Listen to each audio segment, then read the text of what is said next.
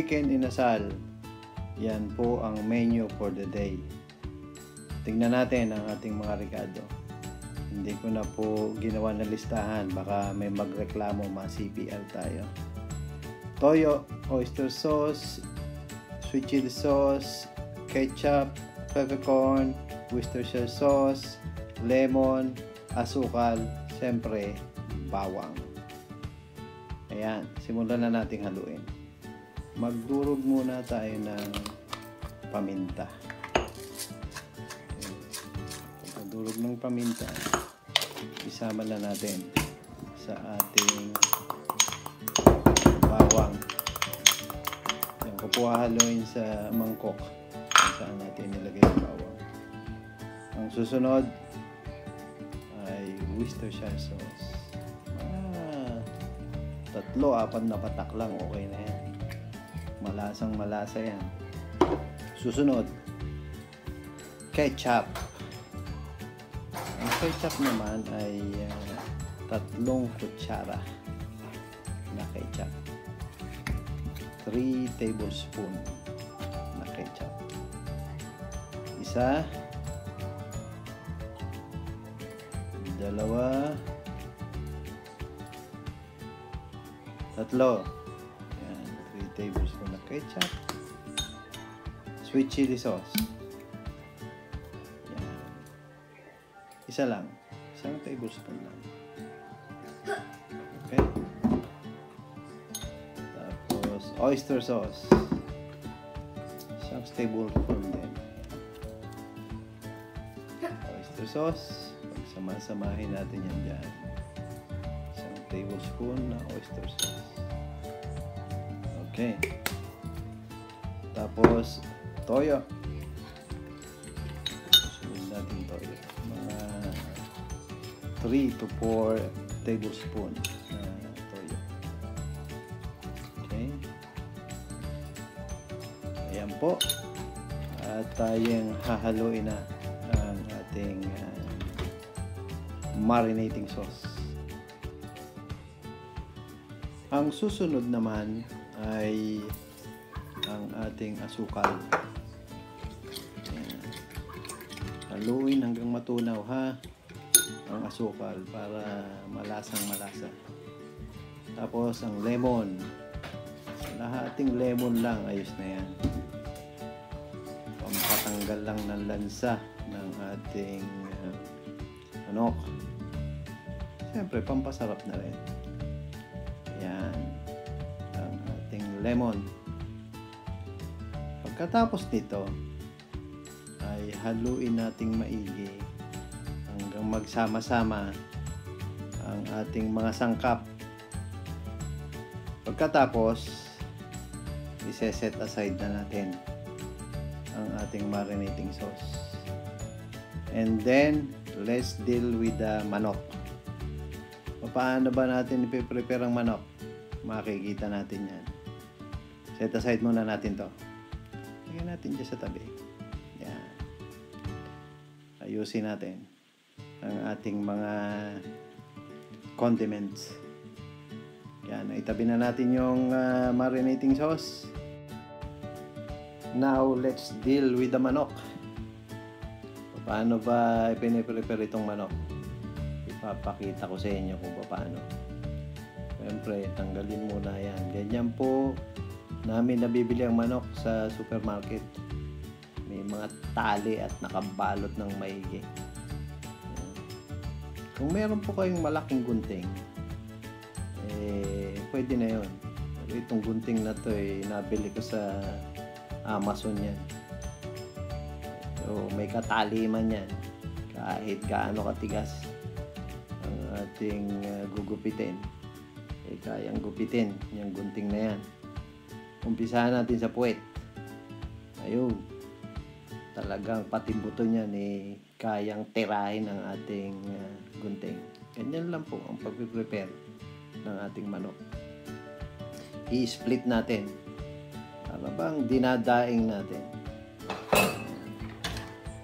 Tapos pagka split natin, ilagay na natin sa lalagyan. Diyan na rin natin yan lulutuin.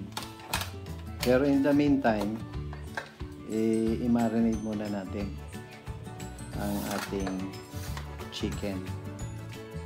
Ilalagay po natin itong ating prepare na sauce sa ating chicken. Tapos, ihimasin natin ang ating chicken sa ating marinating sauce. Ayan. Pagkalagay natin yan, medyo imasahe-masahe natin. Tapos, baliktarin natin ng kung ilang beses para kumapit ng gusto yung ating marinating sauce. Ayan. Baliktarin. Tapos, masahe. Ayan. Baliktarin. Tapos, imasahe natin ang marinating sauce sa ating chicken.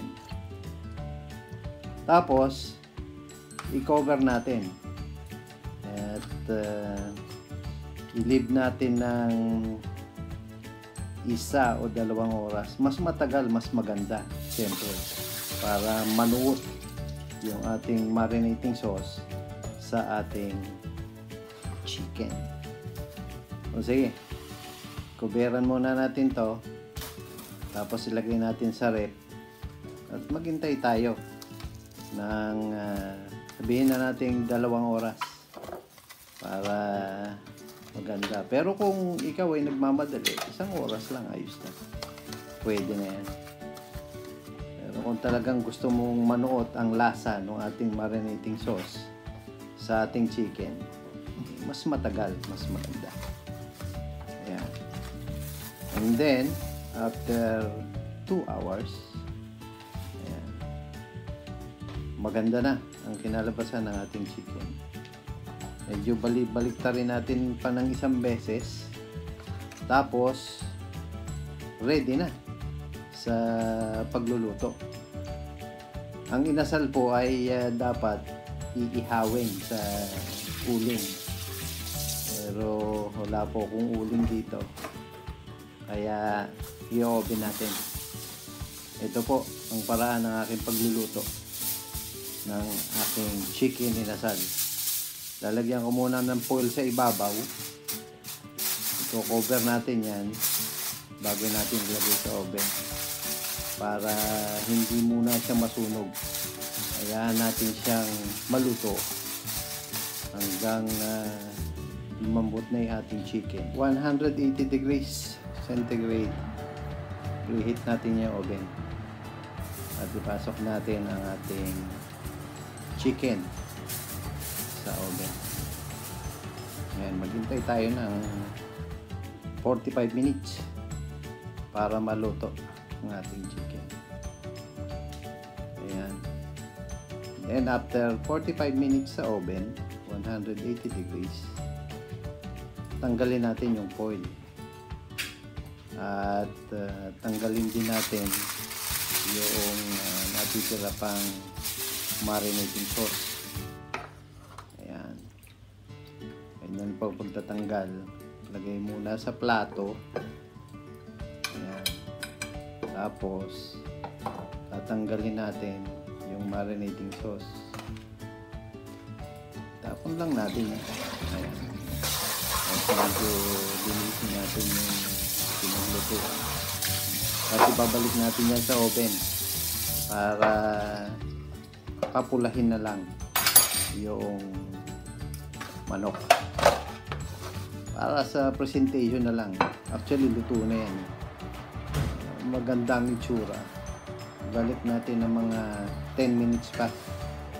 Pero mababa na ang temperature. Siguro mga 100 na lang. Dahil pakukulayin na lang natin yan. Ayun na. Makikita natin. Maganda na ang kinalabasan ng ating chicken.